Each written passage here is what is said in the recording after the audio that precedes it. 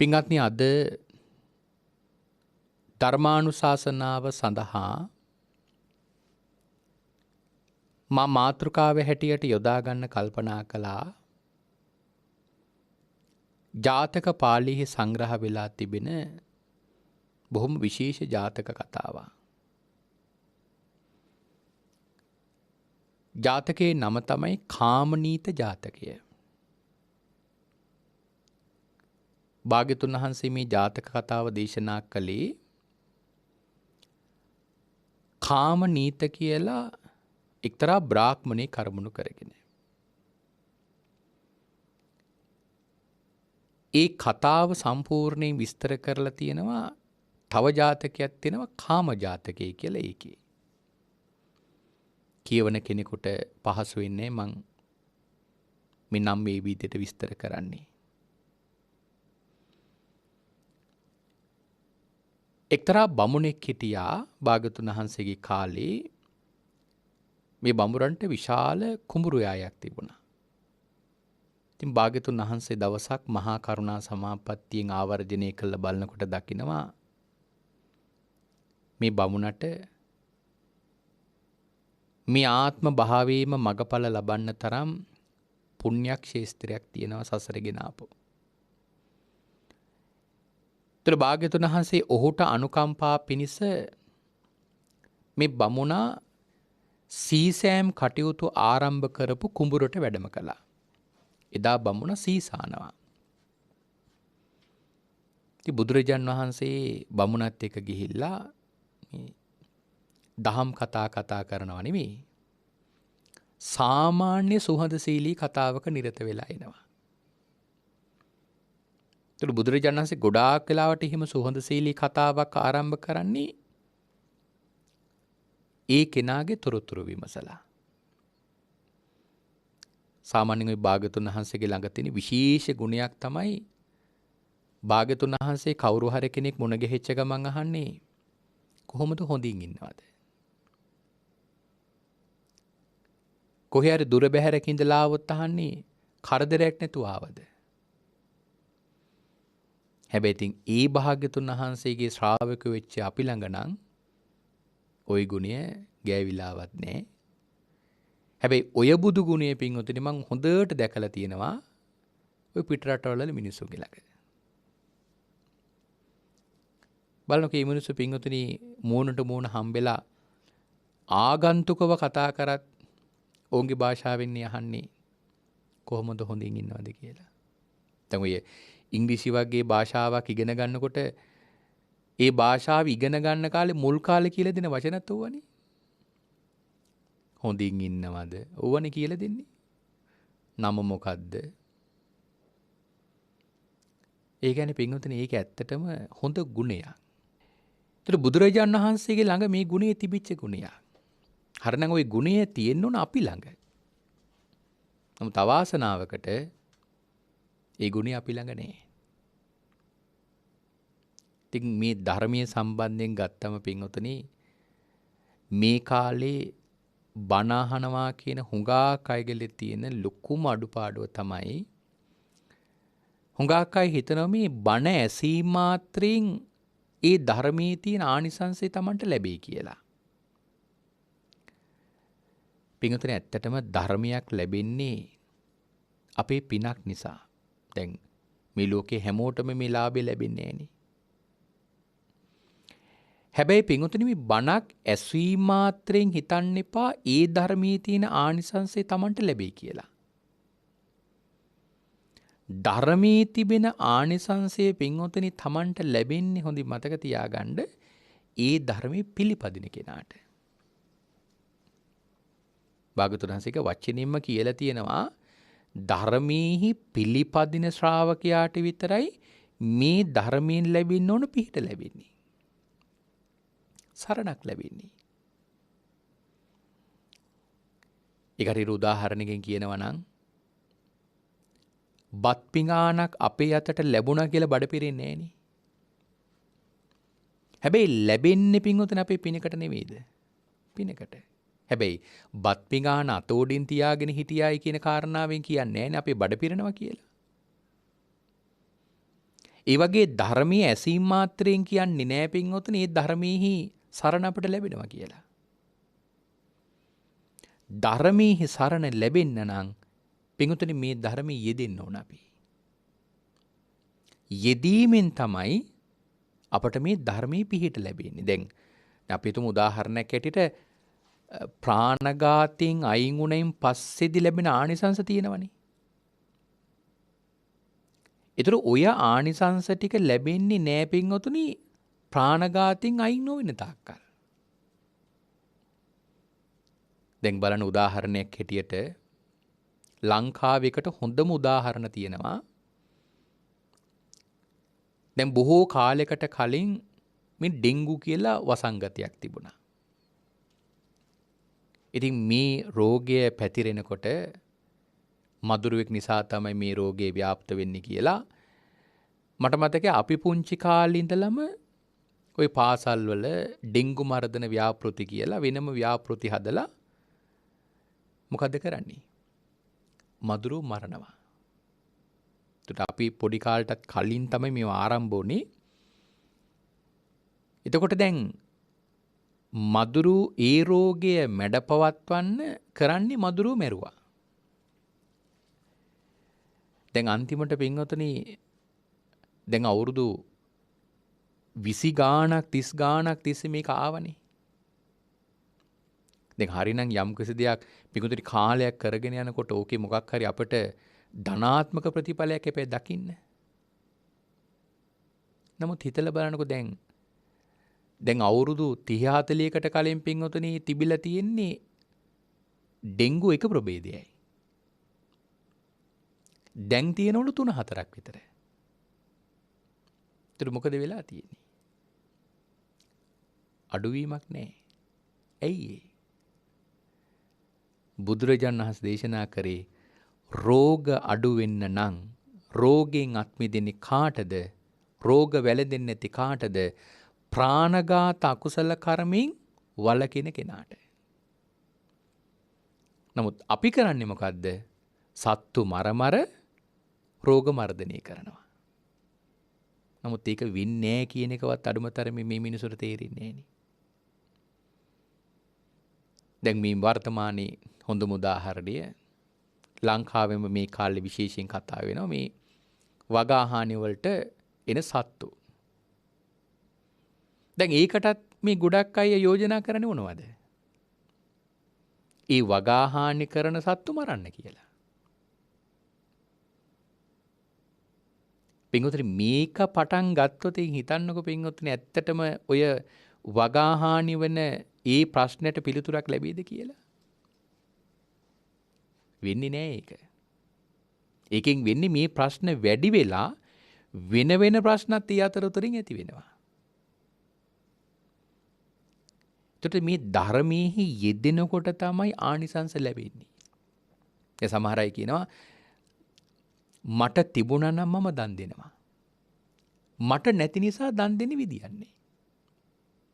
ඒකට තිබුණා නම් කියන කාරණාවෙන් කියන්නේ නැත්තටම නැති නිසා නෙවෙයි නැහැමින් නැති නිසා. හුඟක් නැති නිසායි කියන්නේ ඒක. එතකොට යාට ඇත්තටම නැති වෙලා තියෙන්නේ මොකක් නිසාද? පෙර දන් දීලා නැති නිසා. එතකොට එයාට ලැබෙනකන් කවදාවත් පින්වතුනි බලාපොරොත්තු වෙන්නේ නෑනේ. ඇයි? ලැබෙන්නේ යාගේ ළඟ පුණ්‍ය කර්මයක් නෑනේ. ඒතර යාට ලබන්න නම් මොකද කරන්න ඕනේ? ලැබුණම දෙනකන් නෙමෙයි කරන්න තියෙන්නේ. දැන් දෙන්න ඕන. දැන් දුන්නයින් පස්සේ තමයි පින්වතුනි ලැබෙන්නේ. ඒතර ඒකෙන් එයාට කියන්න ඕන නෑ තමන්ගේ ළඟ තියෙන මේ හුඟාක් දේවල් දෙන්න ඕනේ කියලා නෑ. තමන් කන බත්පතින් භාගයක්. එහෙම නැත්නම් 3 වේලෙන් 1 වේලක් දන් දෙන්න. බත් පිඬුවක් දන් දෙන්න. දැන් බලන්න සමහර අපේ ධර්මයේ තිබෙනෝනේ. දැන් බත් පතක් ලැබිච්ච කෙනා බත් පිඬුවක් දන් දෙනවා. දීලා දෙව්ලොව උපදිනවා. එතකොට අන්න එහෙම යෙදෙනකොට තමයි පින්වතුනි මේකේ ආනිසංස ලැබෙන්නේ. ඉතින් බුදුරජාන් වහන්සේගේ ධර්මය අපේ ජීවිතය තුළ පිළිපදින්න මේක අපේ ජීවිතය තුළ ක්‍රියාත්මක කරන්න තමයි මතක තියාගන්න. බුදුරජාණන් වහන්සේගේ ධර්මයෙන් ලැබෙන්න ඕන ආනිසංසය අපට ළඟා කරගන්න පුළුවන්කමක් ලැබෙන්නේ.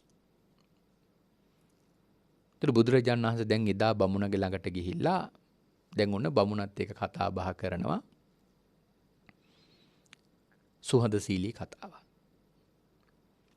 ඉතින් එහෙම කතා බහ කරලා භාග්‍යවතුන් වහන්සේ ඉතින් වැඩම කළා.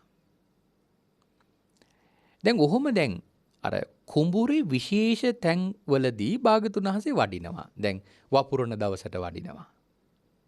එදත් බමුණත් එක්ක කතා කර කර ඉඳලා යනවා. ඉතින් ওই වගේ දැන් අර කුඹුර සම්බන්ධයෙන් කරන විශේෂ කටයුතු වලදී බුදුරජාන් වහන්සේ වැඩම කරලා බමුණත් එක්ක දැන් හුඟා කිතවත්. දවසක් පින්වතුනි බමුණටම හිතුණා මම මේ අස්වැන්න ලබලා පළවෙනි අස්වැන්න මම බුද්ධ ප්‍රමුඛ සංඝ රත්නයට දන් දෙනවා කියලා. තුනි දැන් කුඹුරේ කටයුතු කර කර යනකොට දැන් උන අස්වැන්න නෙළන දවස ආවා. නෙළන දවසට කලින් දවසෙත් බුදුරජාන් වහන්සේ වැඩම කරලා බමුණ මුණ ගැහිලා ගියා. දැන් ඊට පහුවෙන තමයි අස්වැන්න නෙළන්නේ. නමුත් අවාසනාවකට එදා රාත්‍රියේ වැහැපු මහ වැස්සකට අචිරවතී ගඟ පිටාර ගලලා අර කුඹුරු යායම පින්වතුනි විනාශ වෙලා ගියා. දැන් බලන්නකො පින්වතුනි බමුණගේ සිතුවිල්ල කොහෙද තිබුණේ? දන් දෙන්න. ඒ සාමාන්‍ය කෙනෙක් වගේ වුණා නම් හිතන්නකෝ ওই වගේ අවස්ථාවක බුදුහාමුදුරන්ටත් බැන බැනී දීනේ. මම මෙච්චර දන් දෙන හිතාගෙන ඉඳලත් බලන්නකො මගේ මේ අස්වැන්න රැක ගන්න බැරි වුණානේ කියලා. සමහර අය කියන්න පුළුවන් ওই වගේ වෙලාවට මේ හොඳ කියලා දේවල් වලට මේ ලෝකේ තැනක් නැහැනේ කියලා කතා වෙන්න පුළුවන්. මම මේ කාරණා මෙතන එකතු කරගන්න බලාපොරොත්තු වෙන්නේ මොකද මට මේ ජාතක කතාවෙන් අපේ පින්වතුන්ට ඊට වඩා දෙයක් කියලා දෙන්න ඕනකම තියෙන නිසා. නමුත් ඇත්තට මේක කතා කරන්නත් වටින කරුණක්. ධර්ම මාර්ගයේ යන සමහර අයට ජීවිතයේ ඇති වෙන සමහර ප්‍රශ්නවලදී ධර්මීය තුලින්ම පින්වතුනි උන් හිත හදාගන්න අසමර්ථ වෙනවා. ඒම වෙලාවට සමහර අය කරන්නේ මොකද්ද? අර තමන් පිළිපැදගෙන ආපු ප්‍රතිපත්ති ටික තමයි ඉස්සර වෙලාම අත්හරින්නේ. මොකද ඒවට තමයි වෛර බඳින්නේ. බුදුහාමුදුරු නිසා, ධර්මයේ නිසා, කොමේ දන් දුන්නට සංඝ රත්නින් කිසි පිහිටක් නැහැනේ. ඌව කී තමයි සමහර අය අත්හරින්නේ. නමුත් බමුණ එහෙම වුණේ නැහැ. බමුණ පින්වතුනි බණ නැහුවත් අර බුදුරජාණන් වහන්සේ කෙරෙහි මිත්‍රකමින් ඇති කරගත්තු පැහැදීම නිසා බුදුරජාණන් වහන්සේ හමුවට ගියා. කියලා දැන් අඬා වැළපි තමන්ගේ දුක කියනවා. බලන්නකෝ ස්වාමීනි, ඔබ වහන්සේ මායි අතරේ ලොකු මිත්‍රකමක් තිබුණා. ඔබ වහන්සේ මගේ කුඹරට හැමදාම වැඩියා. ස්වාමීනි ඊයේ හවසත් වැඩියා. ස්වාමීනි මගේ හිතේ බලාපොරොත්තුවක් තිබුණා මම මේ අස්වැන්න ලැබුවම ඔබ වහන්සේ ප්‍රධාන මහා සංඝ රත්නයට දානයක් දෙනවා කියලා. නමුත් බලන්නකෝ ස්වාමීනි මගේ අස්වැන්නට වෙච්ච හානිය කියලා දැන් වැළපෙනවා. ඉතින් බුදුරජාණන් වහන්සේ ඒ වෙලාවේ මේ බමුණගෙන් අහනවා, දැන් බමුණ දැන් ඔය තොප ඇඬුවා වැළපුණා කිව්වම දැන් ඔය නැති වෙලා ගිය අස්වැන්න ලැබෙයිද? දැන් ඔය අඬා හිටියයි කියලා ඔය විනාශ වෙලා ගියපු වී ටික ආයිනොබට ලැබෙයිද? ලැබෙන්නේ නෑනේ. මොකද භාග්‍යවතුන් වහන්සේ දේශනා කරනවා මේ පංචකාම සම්පත් වල තියෙන එක ස්වභාවයක් තමයි විනාශය කියන්නේ. යම් භෞතික දෙයක් මේ ලෝකේ ලබනවද ඒ හැම දෙයකම පින්වතුනි අවසානයේ කෙලවර මොකද්ද? විනාශය. බණක ඕනම දෙයක් පටන් ගත්තම යන්නේ කොහාටද? ආරම්භයටද? නෑ විනාශයට. දැන් අපි ඉපදුනා. දැන් අද දවස ගත වෙලා ඉවරුණා මොකද උනේ? ජීවත් වෙන්න තිබිච්ච කාලයට තව දවසක් එකතු වුණාද? නෑ. ජීවත් වෙන්න තිබිච්ච කාලේ දවසක් අයින් වුණා. පහනක් පත්තු කරොත් පින්වතුනි කොහාටද යන්නේ? පහනක් පත්තු කරොත් දැල්වීමටද යන්නේ නෑ. පත්තු කරපු වෙලාවෙ ඉඳලා යන්නේ කොහාටද? නිවීමට. මතක තියාගන්න මේ ලෝකේ මේ සංස්කාර ධර්මයෙන් උපන් යම් සම්පතක් තියෙනවද? යම් වස්තුවක් තියෙනවද? ඒ සෑම දෙයක්ම පින්වතුනි ගමන් කරන්නේ කොහාටද? විනාශයට, ෂය වීමට, නැතිවීමට. නිසා මේ කාම සම්පත් කියන ඒවා එකම විදියට පින්වතුනි අපි එක්ක පවතින්නේ නැහැ. නමුත් පින්වතුනි අපේ තියෙන ප්‍රශ්නේ මොකද්ද? ඒ පංචකාම සම්පත් කෙරෙහි අපි අසීමාන්තික බලාපොරොත්තුවක් ඇති කරගන්නවා. ඔය බලාපොරොත්තුව නේද පින්වතුනි අපිව මේසා විශාල දුකකට පමුණුවන්නේ. දැන් හිතන්නකෝ යමක් පිළිබඳව ස්ථිරයි කියන මෙන්න මේ සංකල්පයට ආපු ගමන් ඕක නැති වෙච්ච දවසට මොකද වෙන්නේ? අපට විශාල දුකක් ඇති වෙනවා. හැබැයි යමක් ලැබපු ගමන් අපි කල්පනා කරනවා නම් නෑ මේක සදාකාලික මගේ ළඟ පවතින්නේ නෑ. මේක විනාශ වෙනවා. මේක නැති වෙනවා. ඒතර ඔන්න ඔය සංකල්පේ පින්වතුනි අපි ළඟ දියුණු කරගෙන තිබුණා නම් ඒවා පින්වතුනි අපෙන් අත්හැරෙන දවසට අපට අර වගේ දුකක් වේදනාවක් ඇති වෙනවද? ඇති වෙන්නේ ඇයි ඒ විනාශය අපි මේක ලැබපු දවසේ ඉඳලම බලාපොරොත්තුෙන් හිටියේ. ඒ විනාශය මේක අපට ලැබිච්ච දවසේ ඉඳලා අපි බලාපොරොත්තුෙන් හිටියේ මේක කොයි වෙලාවක හරි විනාශ වෙනවා කියලා. ඕක අපි කොයි ක්‍රමයට රකින්න උත්සාහ කරත් මතක තියාගන්න ඒක රැකගන්න බෑ. විනාශ වෙනවා තමයි. ඒක තමයි පින්වතුනි මේ පංචකාම සම්පත්වල තියෙන විශේෂත්වය. මේ කාම සම්පත් කියන ඒවා ස්වභාවය යන්නේ එකයි. ඒතොර එහෙම පංචකාම සම්පත් එක්ක නේද අපි මේ ලෝකයට ඇවිල්ලා මේ සසරේ පුරාවටම පින්වතුනි අපි ගැටෙන්නේ. නමුත් බලන්නකෝ මිනිස්සු ඒ ඇති වෙලා විනාශ වෙලා යන පංචකාම සම්පත් තමන් වෙත ළඟා කරගන්න කොයි තරම් පින්වතුනි උත්සාහයක් දරනවද? මේක පින්වතුනි මතක තියාගන්න කෙලවරක් නෑ. මේ පංචකාමෙන් හිත පුරවනවා කියන එක කවදාවත් අපට කෙලවරක් කරගන්න පුළුවන් කමක් ලැබෙන්නේ. මොකද මේ තණ්හාවම තමයි අපි මේ සසරේ පුරාවටම පින්වතුනි අරගෙන ආවේ තවත් අසංඛ්‍ය ගණන් ජීවිත සංසාරේ අරගෙන යන්නේ. මේ පංචකාම සම්පත් අපිට කරන මේ බලපෑම. ඒතර මේ තණ්හාව කියන එක පින්වතුනි අපිට සසරට පින්වතුනි මහා විනාශයක් ඇති කරන්නේ. දැන් බලන්න සමහර වෙලාවට ගිහි පැවිදි දෙපාර්ශ්වයේම ජීවිත පින්වතුනි කොච්චර නසනවද මේ පංචකාමයේ නිසා. දැන් බලන්නකෝ රටවල් අතර යුද්ධ ඇති වෙන්නේ මොකක් නිසාද? මේ සම්පත් බෙදා ගන්න බැරුවනේ. මොකද ඇත්තටම පින්වතුනි මේ යුද්ධ ඇති වෙන්නේ ඒ මනුෂ්‍ය වර්ගයාට තියෙන ආදරේ කරුණාව නිසාද? නේනේ. මේ යුද්ධ කරන්නේ මොකටද? මේ සම්පත් බෙදා ගන්න බැරුව. මිනිස්සු රණ්ඩු කරන්නේ මොකටද? සම්පත් බෙදා ගන්න බැරුව. ගහ බැන ගන්න මොකටද? සම්පත් බෙදා ගන්න බැරුව. ඒ තණ්හාව නිසා තමයි පින්වතුනි මිනිස්සු හැම ගැටුමක්ම ආරම්භ කරන්නේ. මොකක් හරි ගැටුමක මුල් තැන ගත්තොත් පින්වතුනි තියෙන්නේ මොක ආකාරයේ පංචකාම වස්තුවක් කෙරේ ඇති කරගන්න ගැටුමක්. ඒතුළු හිතන්නකෝ ඒ කාරණාව නිසා අපේ සංසාරයට පින්වතුනි අපි කොච්චර පව් ගොඩක් රැස් කරගන්නවද? පින්වතුනි ගිහි කෙනෙකුගේ ජීවිත නෙමෙයි පැවිද්දන්ගේ ජීවිත පවා පින්වතුනි විනාශ කරනවනේ මේ පංචකාමයේ නිසා. දැන් සමහර අය පින්වතුනි මේ ශාසනය මහාන වුණා භාග්‍යතුන් වහන්සේගේ කාලේ ඊළඟට ලැබෙන්න තිබිච්ච රජකම අතහැරලා. Tamanට ඊළඟට ලැබෙන්න තිබිච්ච රජකම අතහැරලා එහෙම නැත්නම් විඳපු රජ සම්පත අතහැරලා ඇවිල්ලා මහාන වුණා. හැබැයි පින්වතුනි එහෙම මහාන වෙලා ටික කාලයක් යනකොට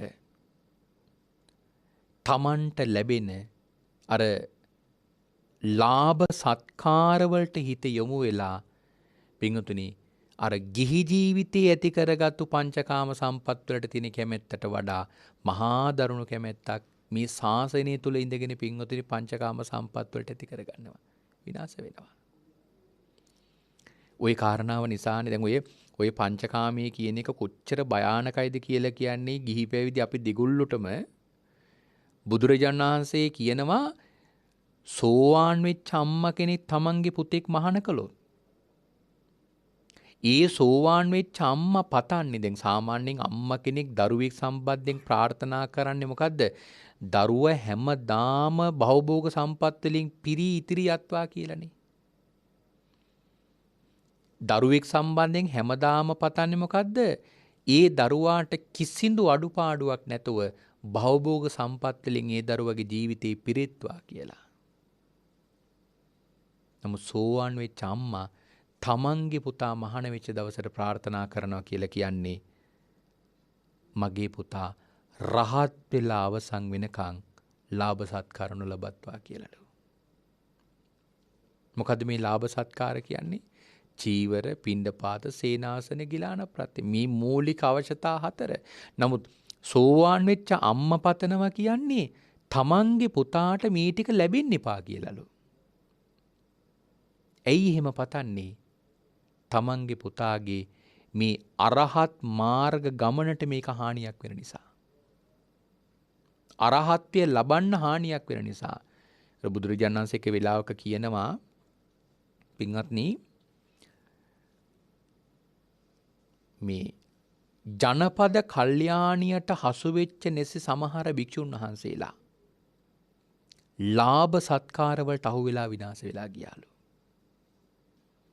ජනපද කල්යාණී කියන්නේ ඒ කාලේ දිව්‍ය රූපයකට වගේ දිව්‍ය රූපයක් තරම් නෑ. නමුත් ඒ තරම් විශේෂ ලස්සනක් තිබිච්ච කාන්තාවක්. ජනපද කල්යාණිය පින්වතුනි 12 අඳුරු කාමරයකට දැම්මම තමන්ගේ ශරීර දීප්තියෙන් බිම වැටලා තියෙන යමක් අහුලගෙන හොයාගන්න පුළුවන්ලුනේ. ඉච්චරට ලස්සනයි.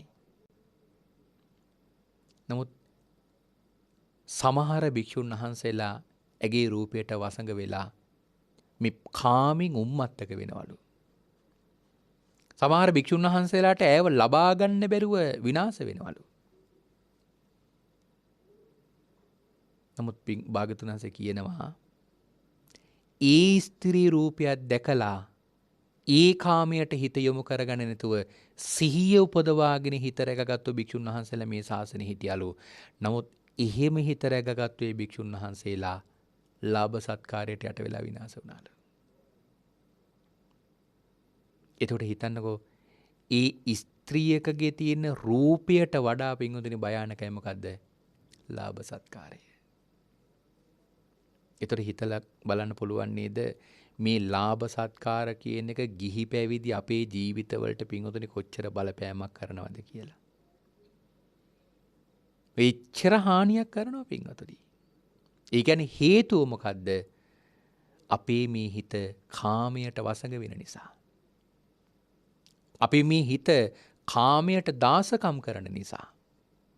මොකද අපේ හිත හැම වෙලේම පින්වතුනි මේ කාමයට යටපත් වෙලා කාමයට දාසකම් කර කර කාමයට මුසපත් වෙලා තමයි පින්වතුනි අපි ජීවිතය ගත කරන්නේ. දැන් නිකන් හිතන්නකෝ ওই ලෝකේ පින්වතුනි මහා ධනවතුන් ඉන්නවා. මම මේ කියන දත්තයන් හරිද වැරදිද කියන මම දන්නේ නෑ. මම අහලා තියෙන එකක් මම මේ කියන්නේ.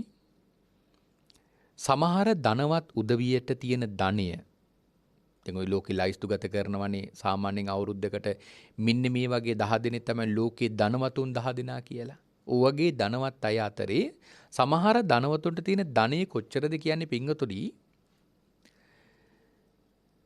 දැනට හම්බ කරගෙන අවසන් කරපු ධනය දැනට එකතු කරගෙන තියෙන ධනය දවසකට රුපියල් කෝටියක් වියදම් කළොත් දවසකට රුපියල් කෝටියක් වියදම් කළොත් ඒ මිනිස්සු දැනට හම්බ කරගෙන තියෙන පින්වතුනි සල්ලි ටික ඉවර කරන්න තව අවුරුදු 200 ගාණක් යනවලු.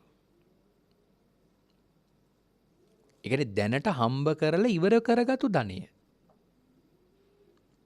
නමුත් අපේ පින්වතුන් කල්පනා කරලා බලන්න එහෙම සල්ලි හම්බ කරගත්තු, එහෙම ධනය උපයා ගත්තු ඒ මිනිස්සු කවදාමත් කියනව ඇහිලා තියෙනවද දැන් මට හම්බ කරගත්ත ඇති කියලා.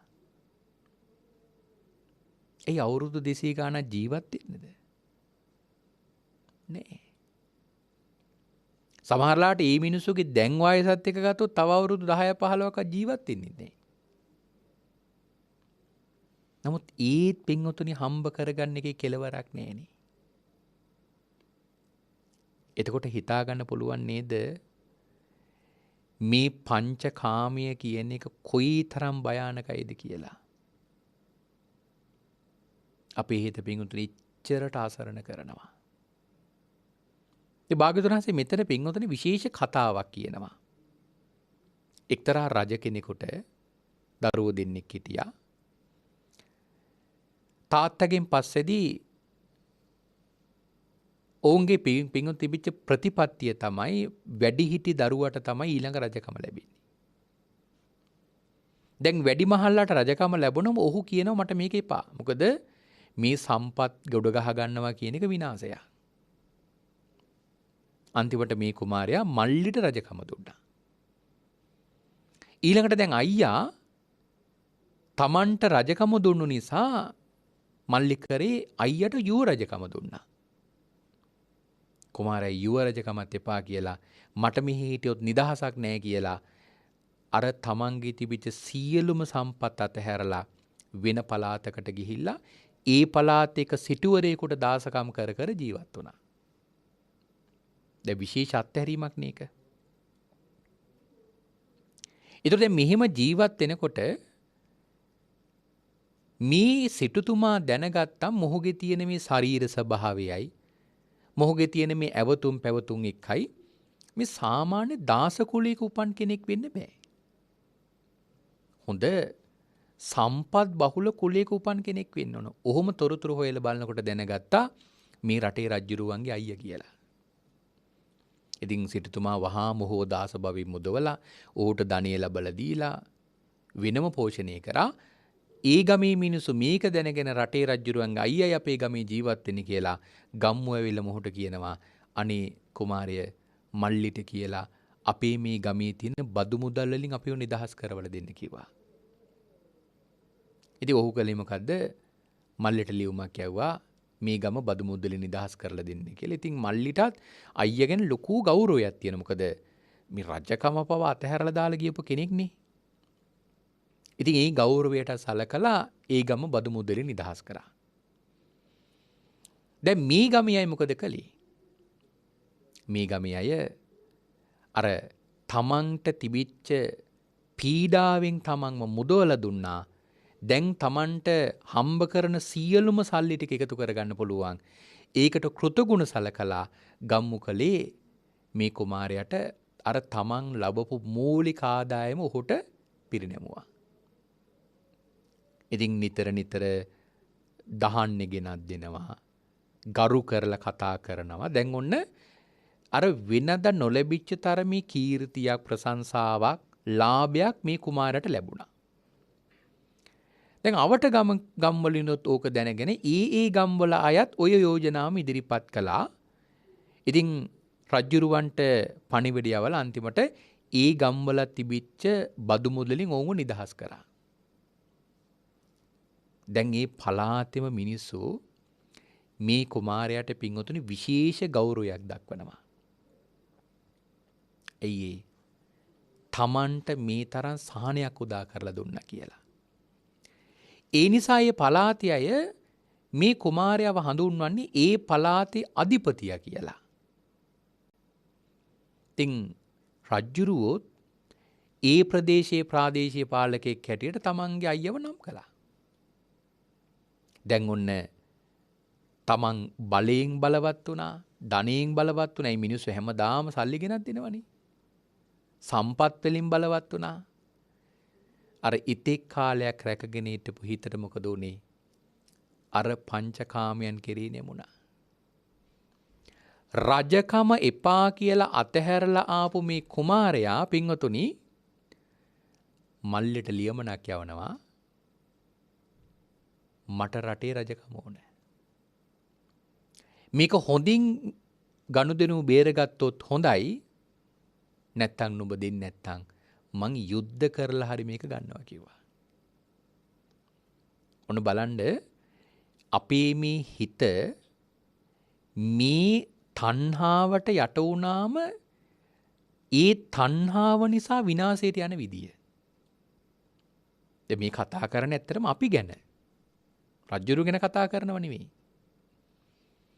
දැන් මල්ලිට දැන් මේ පණිවිඩියාම හිනායි. මොකද ලැබිච්ච රජකම අතහැරලා දාපු ගියපු අයියා දැන් මාත් එක්ක යුද්ධ කරන්න හදන රජකම ඉල්ලලා. නමුත් ඔහු බොහෝම නිහඬව රජකම දාර දීලා පිටත් වුණා. දැන් රජ්ජුරුවෝ රට පාලනය කරනවා. හැබැයි ඒත් පින්වතුනි රජ්ජුරුවන්ගේ තණ්හාව සම්පූර්ණ වුණේ නෑනේ. රජ්ජුරුවෝ ඊළඟට මොකද කළේ? මේ අවට තියෙන රටවල් එක යුද්ධ කරන්න ගත්තා. ඒ රටවලුත් තමන්ගේ බලයට ගන්න. තමන්ගේ යටතට ගන්න. දැන් ඔහොම යුද්ධ කරනකොට දවසක් ශක්‍ර දෙවියෝ බලනවා ආවර්ජනය කළා මේ කාලේ මනුෂ්‍ය ලෝකේ රට පාලනය කරන්නේ අධාර්මික රජ කෙනෙක්. පංචකාමයට මුසපත් වෙලා තණ්හාවෙන් ඒ තණ්හාව නැමැති ගින්නට යට වෙච්ච රජෙක් තමයි මේ රට පාලනය කරන්නේ. ඔහුට පාඩමක් උගන්වන්න ඕන කියලා ශක්‍ර දෙවියෝ මානවයෙකුගේ වේශයක් මවාගෙන ඇවිල්ලා රජ්ජුරුවන්ට කියනවා මහරජ මම මේ පණිවිඩයක් කියන්න ආවේ. මොකද්ද? මහරජ මම දන්නවා සමෘද්ධිමත් රටවල් තුනක්. ධනයෙන් බලයෙන් බලවත් වෙච්ච සමෘද්ධිමත් රටවල් තුනක් දන්නවා. ඒ විතරක් නෙවෙයි මහරජ. ඒ රටවල් තුන යටත් කරගන්න උපායවල් තුනකුත් මම දන්නවා කිව්වා. රජ්ජුරුවන්ට මේ කාරණාව කිව්වම පංචකාමීන් මොසපත් වෙලා හිටපු රජ්ජුරුවන්ට තණ්හාවට යට වෙලා හිටපු රජ්ජුරුවන්ට ඉස්පාසුවක් නැති වුණා. වහාම අමාත්‍යවරුයි රාජපුරුෂයෝ ගෙන්නෙව්වා කියනවා අපිට රටවල් තුනක් තියෙනවා අල්ලන්න. ඒ රටවල් තුන අල්ලන උපායක් දන්නවා. කියන්න මහරජා කිව්වා. ඒක දන්නේ මම නෙවෙයි මේ මානවකයා කියලා මානවකයව හෙව්වා. නමුත් පින්වතුනි ශක්‍ර දෙවියෝ ඒ පණිවිඩයේ විතරක් කියලා එතරින් අතුරුදහන් වුණා. දැන් මානවකයව හොයනවා කොහේවත් නෑ හොයාගන්න. ඇතුළු නගරෙත් බැලුවා පිටත නගරෙත් බැලුවා කොහේවත් නෑ හොයාගන්න. ඒ කියන්නේ මොකද උනේ රජ්ජුරුවන්ට අර ධන සම්පත්තිය ලැබෙනවා කිව්වම ඒකෙන් මුසපත් වුණා. සිහිය නැති වුණා. දැන් බලන්නකො අපේ සමාජයේ ඔය හුඟාක් අය පින්වතුනි ජීවිත විනාශ කරගන්න තැනක් නේ ඕක. දැන් උදාහරණයක් හැටියට අපි හිතමු ඔන්න දැන් මේ කාලේ කරන දෙයක්. කෙනෙකුට දුරකථන ඇමතුමක් එනවා. මොකක්ද ඇමතුමේ කියන්නේ? ඔබට විදේශ රටකින් ලක්ෂ 50ක ත්‍යාග මුදලක් ලැබෙන්න තියෙනවා. මේක ඇවිල්ලා දින ගණනාවක් වෙනවා. හෙට තමයි ඒකේ අවසාන දවස. හෙට මේක ගන්න බැරි වුණොත් ඒ මුදල ඔබට අහිමි වෙනවා. දැන් මේ මිනිහට කියනවා ඒක ලබා ගන්න නම් මොකද කරන්න ඕන? මෙන්න මේ ගිණුමට රුපියල් ලක්ෂ 5ක මුදලක් තැන්පත් කරන්න ඕන. දැන් ඉතින් මෙයා කල්පනා කරනවා ලක්ෂ 50ක මුදලක් නේ. ඉතින් 5ක් පොලියට ගත්තත් පින්වතුනි පාඩු නෑනේ. ඉතින් මේ මිනිසයා කරන්නේ කොහෙන් හරි ණය වෙලා පොලියට හරි ලක්ෂ 5ක් අරගෙන අර කියන ගිණුමට තැම්පත් කරනවා. තැම්පත් කරලා අන්තිමට අර දුරකථන ඇමතුමට මුදල් තැම්පත් කරා කියන පණිවිඩය විතරයි කියන්න ලැබෙන්නේ. එතනින් එහා පැත්තට ඒක වැඩ කරන්නේ නෑ. දැන් ඉතින් කිසිම නීත්‍යානුකූල පැත්තක් නෑ. අසරණ වෙලා. මං ඔයගේ පණිවිඩ මට කියපු අවස්ථා තියෙන සමහර අය මේ වගේ ඒවට අපි අහු වුණා කියලා සමහර අය දුක් ගෙනවිලි කියන මං අහලා තියෙනවා. මට ඒ වෙලාවට කල්පනා වුණේ දැන් මේ අයට පින්වතුනි දැන් මේ කෙනාට ලක්ෂ 50ක මුදලක්නේ දෙන්නේ ওই කෙනා. මං කියන ওই වෙලාවේ සිහියෙන් හිටියානම් මිනිස්සෙක් ඒ මනුස්සයට මෙහෙම කියන්න පුළුවන් නේ. දැන් Tamanට ලැබෙන්න තියෙන ලක්ෂ 50ක්නේ. ඒකට ලක්ෂ 5ක් ඉල්ලන්නේ. දැන් එතනත් මුදලක් තියෙන්නේ මෙතනිනුත් දෙන්නේ මුදලක්නේ. ඒතර මෙයා සිහියෙන් හිටියානම් කියන්න පුළුවන් ඔයා ඔය දෙන්න තියෙන ලක්ෂ 50න් 5ක් නෙවෙයි 10ක් හරි අඩු කරගෙන මට 40ක් දෙන්න. ඒතර කොහොමත් එකයිනේ. දැන් මෙතන ලක්ෂ 5ක් නෙවෙයි ඔයා ලක්ෂ 10ක් තියාගෙන මට ඔය දෙන්න කියන 50න් 40ක් දෙන්න. ඇයි ඔහොම සිහියක් එන්නේ නැත්තේ? අර Tamanට මේ වගේ මුදලක් ලැබෙනවා කිව්වම ඒ කාරණාවෙන් පින්වතුනි අර ඥානෙ යට වෙනවා. නැත්නම් අනුවණකම නිසා නෙමෙයි.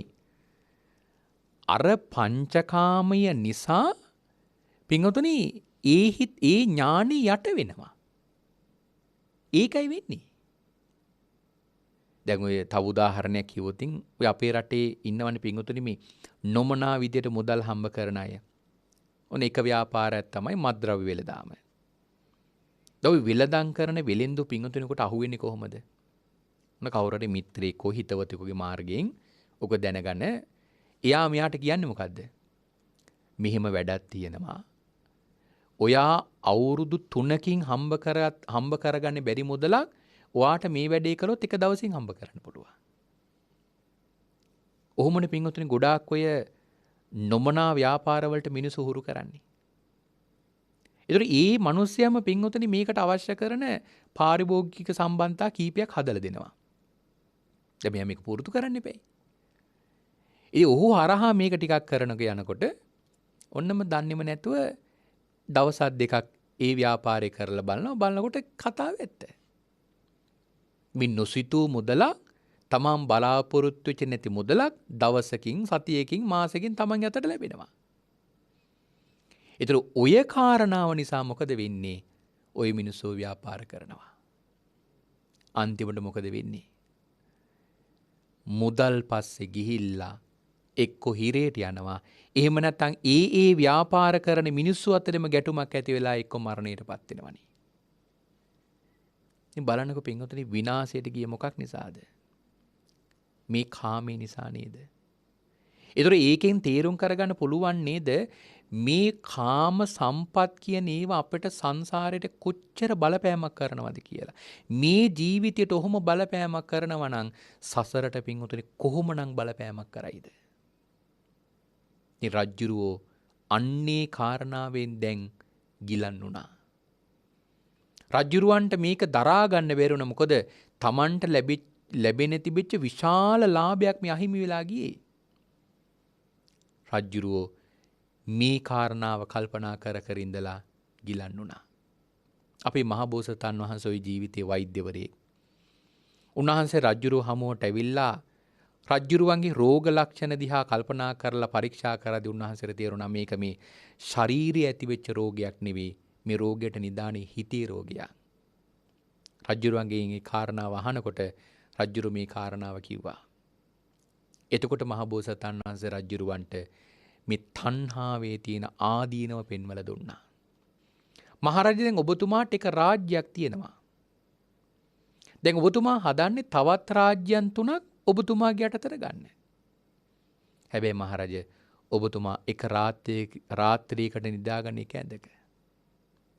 ඒතර ඇයි ඇඳවල් 4ක්? ඔබතුමා එක වේලකට කන්නේ එක වතාවයි. ඒතර ඇයි රාජ්‍යයන් තවත් 3කින් බත් පිඟන් 3ක්. ඒ ඔබතුමාට රාජ්‍යයන් 4ක් ඕන එක සැරේ බත් පිඟන් 4ක් කන්නද? ඒ ඔබතුමාට රාජ්‍යයන් 4 ඇඳවල් 4ක් ඕන ඔබතුමා එක වෙලාවක ඇඳවල් 4ක නිදා ගන්නද? ඉතින් පින්වතුනි මේ කාරණාවම තමයි අපටත් කියන්න තියෙන්නේ. ජීවිතේ යමක් ලබනකොට ඒ දේ ලබන්න කලින් බලන්න ඕන ඒකේ තියෙන අවශ්‍යතාවය. ඒතර ඒ අවශ්‍යතාවය පින්වතුනි අපිට මේකමා කළ යුතුයදයි කියලා කල්පනා කරලා තමයි කරන්න ඕන. එහෙම නැත්නම් අපි ආසාවල් පස්සේ නම් යන්නේ. ඕක පින්වතුනි කවදාවත් පුරෝලිවර කරන්න බෑ. මහා සාගරය වගේ අර මහා මන්දාතු රජුරෝ බලන්න මනුෂ්‍ය ලෝකේ ළමා කාලය ගත කර අවුරුදු 80000ක් යුව රජ වෙලා හිටිය අවුරුදු 80000ක්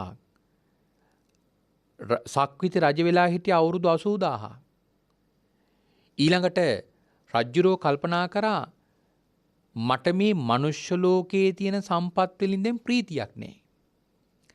මීට වඩා සම්පත් කොහෙද තියෙන්නේ කියලා හොයලා බලනකොට දැනගත්ත චාතුම් මහරජික දිවි ලෝකේ ඒ දිව්‍ය තලයට ගියා. ඒ දිව්‍ය තලයේ අවශ්‍ය තියෙනවා පින්වතුනි මනුෂ්‍ය වර්ෂ අවුරුදු 90 ලක්ෂයක්. රජුරෝ ඉහෙත් සැප වින්දා. චාතුම් මහරජික දිව්‍ය ලෝකේ සැප වින්දලා කල්පනා කරා දැන් මට මේ සම්පත් වලින් ප්‍රීතියක් දැනෙන්නේ. ඊළඟට මීට වඩා හොඳ සම්පත් කොහෙද තියෙන්නේ කියලා අහනකොට දැනගත්තා තව්තිසා දිවි ලෝකේ. තව්තිසා දිවි ලෝකෙට ගියාම ශක්‍ර දෙවිය පින්වතුනි මහා මන්දාතු රජුරවන්ට රාජ්‍යෙන් භාගයක් දුන්නා. රජුරෝ රාජ්‍යෙන් භාගයක්, ඒ කියන්නේ තව්තිසාව දිව්‍ය තලයෙන් භාගයක් පාලනය කරා. රජුරෝ දිව්‍ය තලයේ ඉන්න කාලේ ශක්‍ර දෙවිවරු 36 දිනක් චුත වෙලා පහළ වුණා. සාමාන්‍ය ශක්‍ර දිවියෙකුට අවශ්‍ය තියෙනවා මනුෂ්‍ය වර්ෂ 3 කෝටි 60 ලක්ෂයක්. එතකොට ශක්‍ර දෙවිවරු 36 දිනක් පහළ වුණා කියන්නේ 3 කෝටි 60 ලක්ෂයව 36. ඉච්ඡර සැප විඳලත් පින්වතුනි රජුරවන්ට ඒ සැපයෙන් හිත පුරව ගන්න බැරි වුණානේ. රජුරවන්ට ඊළඟට හිතෙනවා මට මේ අඩක් රජකම් කරලා මොන සැපයක්ද ශක්‍ර දෙවියන්ව මරලා මේ තව්තිසාවෙම මගේ යටතට ගන්න ඕනේ කියලා හිතනකොටම රජුරුවන්ගේ අවශ්‍ය පිරිහුණා. මොකද ශක්‍ර දෙවියෝ මරන්න බෑ. මරනවා කියලා හිතුවත් ඇති විනාශ වෙනවා. ඒ කාරණාවෙම සාමාන්‍යයෙන් මනුෂ්‍ය කයකින් දිව්‍ය ලෝකයේ කෙනෙකුට මැරෙන්න බෑ. අනිවාර්යයෙන්ම මනුෂ්‍ය ලෝකෙට ඉන්න ඕන මැරෙන්න. එතකොට රජුරු මනුෂ්‍ය ලෝකෙට ඇවිල්ලා මනුෂ්‍ය ලෝකෙ මිනිසුන්ට කියනවා මම මෙන්න මේ විදියට මේ කාමය හොයාගෙන ගියා.